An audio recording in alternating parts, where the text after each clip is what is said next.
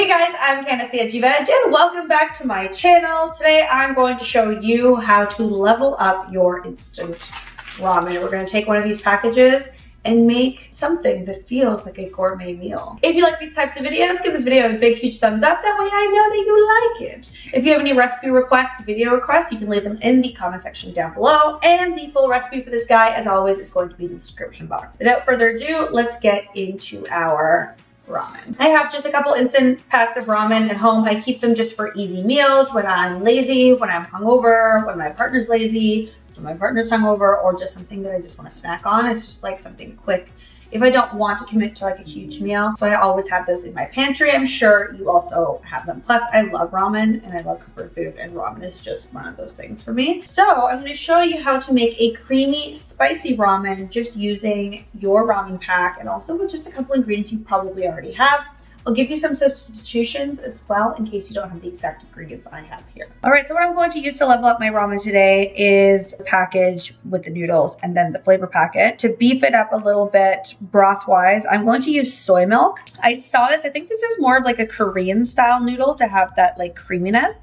I saw it on a Korean food Instagram page, but I don't remember which one and I couldn't find it again or else I would give them credit for it. But I'm going to use that, some sesame oil and some sriracha to really beef up that broth. And then for fresh veggies, I have frozen corn in my freezer at all times, so I'm going to use that. Plus I love the sweet taste that corn gives ramen.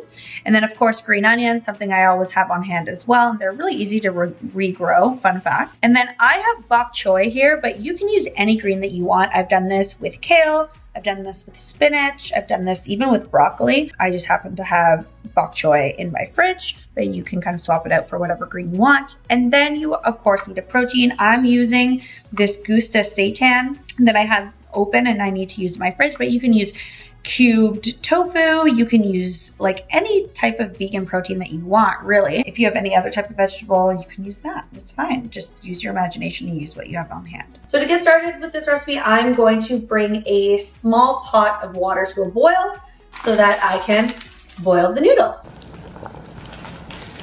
All right, so I've drained my noodles. I put it into the bowl that I'm using for serving. Now over medium heat, I'm going to heat up about 1 tablespoon of sesame oil and 1 tablespoon of sriracha. The amount of sriracha is really up to you, just depending on how much spice you can handle. So mix that together on a medium-low heat. I'm also adding a splash of water. Now I'm going to add in my frozen corn and my bok choy, as well as some green onions and a little bit of water just to steam those vegetables.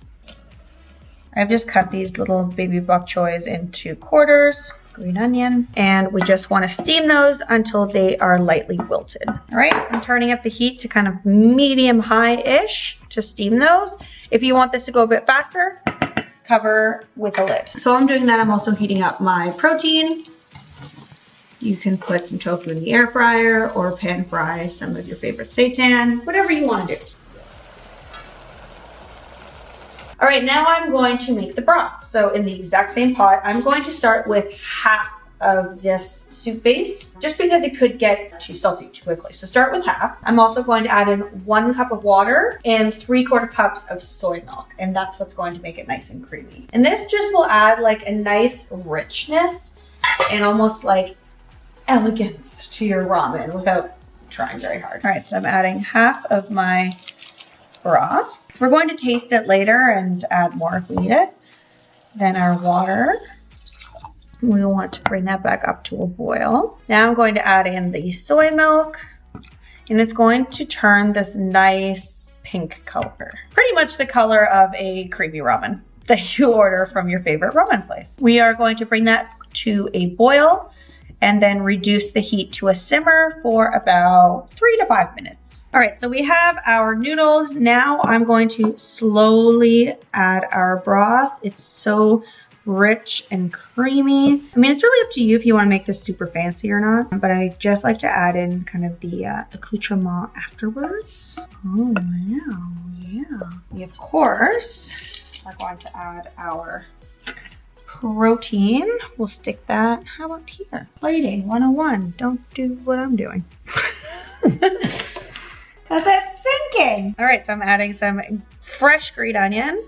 I mean, you can really add whatever you have. If you have green sprouts, add that. I mean, I'm a white girl showing you how to make ramen, so just get creative with it because I have zero authority to tell you what to do with your ramen. But I'm also adding some black sesame seeds because I have black sesame seeds. I don't have any white ones right now. And there you go. There's your ramen. I think it's really beautiful. It's delicious. That's all she wrote.